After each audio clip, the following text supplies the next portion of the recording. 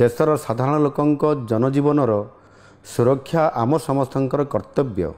सुरक्षा और सेवा आमर सर्वोच्च कर्तव्य।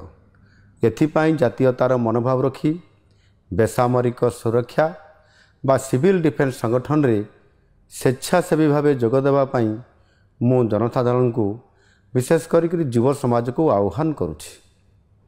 युव समाज ही आम आशा भरोसा और शक्तिर प्रतीक।